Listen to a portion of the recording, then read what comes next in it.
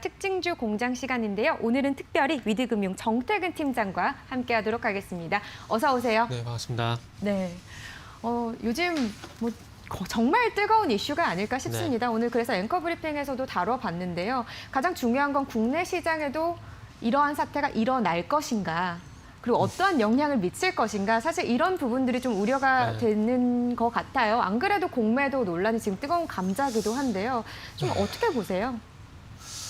그 이전에도 한번 공매도에 대해서 한번 말씀드렸던 게 어떻게 했었죠. 말씀드렸냐면은 예. 이거를 못하게 하기보다는 그냥 개인 투자도 할 수 있게 만들어주고 거기에 투자의 결과에 대해서는 스스로의 몫이라고 좀 말씀을 드렸거든요.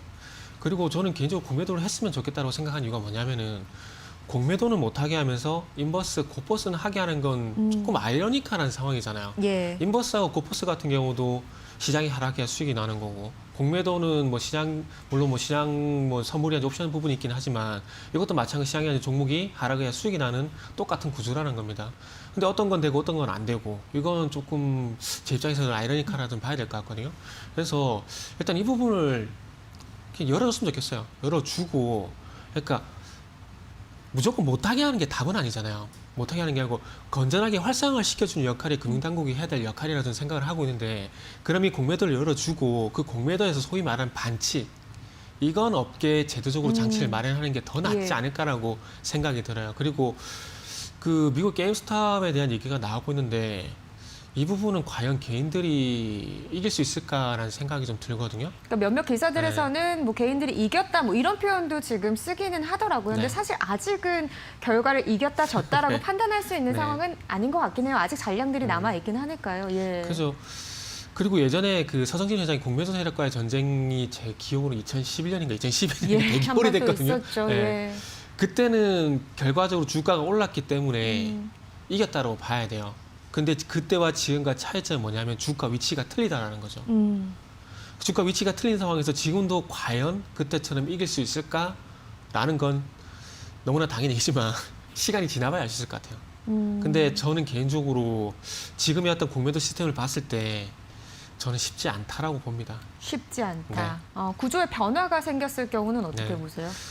구조의 변화가, 그러니까 아까 말씀드린 대로 공매도를 활성화시키고 반칙 없는 제재 장치를 상황이라면. 만든다라면 또 얘기가 달라지겠죠. 그런데 그런 제도를 바로 뜯어 고치는 게 쉽지는 않은 거거든요. 쉽지 않은 상황이고, 중요한 건 우리나라 공매도 시스템은 조금 안 좋게 얘기하면은 실체가 없는 주식이에요. 실체가 없어요. 근데 실체가 없는 걸 어떻게 이겨요? 그러니까 어떤 주식 종목이냐에 따라 다를 수 있다라고 보시는 거네요. 또 종목일 수도 한편으로는. 있고 제도 자체도. 제도 자체가 잔량 주식이 지금은 공개를 하고 있지만은 이게 다 예. 100% 다 공개된 게 아니에요.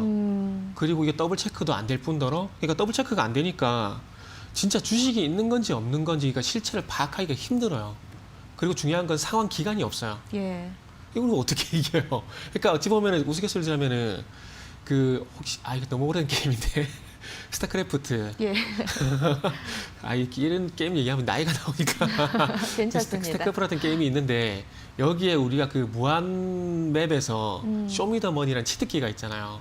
그건 돈이 무한정 나오잖아요. 예. 그러니까 그거를 쓰고 게임을 하는 거하고 안 한 거 틀릴 거거든요. 근데 제가 봤을 때는 방금 말씀드렸듯이 실체가 없다라는 건 방금 그런 상황과 비슷하다라는 것들이죠. 그러니까 상대적으로 불리할 수밖에 없다라는 거예요. 눈에 보이지 않는 적과 싸운다는 게 얼마나 무서운 일인지는 잘 알 수가 있잖아요. 그러니까 지금 공매도 세력에서 실체를 파악할 수 없다라는 것 자체가 어찌 보면은 눈에 보이지 않는 적과 싸운다는 얘기예요. 근데 이게 승산이 있을까요? 눈에 보이지 않는 사람과 싸운다는 게? 그 투명 인간과 싸운다는 게 이게 쉬운 게 아니잖아요. 그러니까 시장의 지수도 지금 어쨌든 3,000포인트 넘어선 상황이고 시장의 구조도 어느 정도 변화가 됐지만 네. 또 한편으로는 지금 개인들이 이길 수도 있다라고 보는 거는 개인들의 힘도 달라졌다라는 이런 포인트 부분인 것 같거든요. 근데 여기서 이제 말씀하시는 거는 그럼에도 이제 제도적인 개선이 없는 상황에서는 조금 좀 우려감을 표명할 네. 수밖에 없다 이런 말씀이신 근데 것 지금 같아요. 제가 지금까지 제가 드린 말씀도 뭐 유튜브 채널에서 몇 분이 듣고 계신지 모르겠지만 아마 그게 저한테 썩 좋은 얘기는 안 할 것 같아요. 그런데 제가 볼 때는 미국 게임스탑 사례를 보면서 제가 볼 때 희망 고문을 하는 것 같아요. 게임스탑이 그랬던 것처럼 셀트리온도 마찬가지로 공매 잔량이 많지만 그럼에도 불구하고 게임스탑이 그랬던 것처럼 우리도 할 수 있다라는 제가 볼 때 희망 고문밖에 안 된다고 봐요. 근데 희망 고문을 할 수밖에 없는 이유가 조금 전에 충분히 말씀을 드렸잖아요.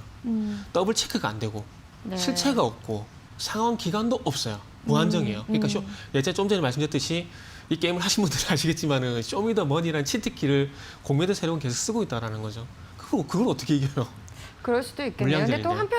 한편으로는 저는 개인적으로 그런 생각도 듭니다. 어쨌든 셀트리온이라는 종목, 물론 한국과 미국 시장을 바로 다르죠. 단면적으로 비교할 수는 없는 그쵸, 거지만 종목으로 봤을 때도 게임스톱과 셀트리온이 또 다른 부분이 있다라고 볼 수 있잖아요. 여건 자체가 틀리죠. 성장성이나 네, 여건 자체가 틀려요. 그렇기 때문에 네. 너무 불안해하실 필요도 없을 수도 있지 않을까요? 그게 희망 고문이란 거예요. 알겠습니다. 네. 그게 희망... 예. 아마 많은 개인 투자자분들이 이런 마음을 갖고 계시지 않을까라는 근데 생각이 이거는 들어서 진짜 예. 이성적으로 판단해야지 감성적으로 판단할 문제가 아니에요. 알겠습니다. 네. 네, 조금 더 냉철한 네. 이성으로 네. 바라보실 필요는 네. 있다. 약간 어떻게 보면 좀 제가 오늘 경계 욕 많이 심리를 먹겠네요. 알려주시는 거네요. 예. 오늘 욕 많이 먹겠어요. 아닙니다. 네. 뭐 다양한 정보들을 드리는 게 네. 중요한 거니까요. 네, 이런 부분들도 또 다른 시각에서의 부분도 참고를 해보시면 좋을 것 같습니다.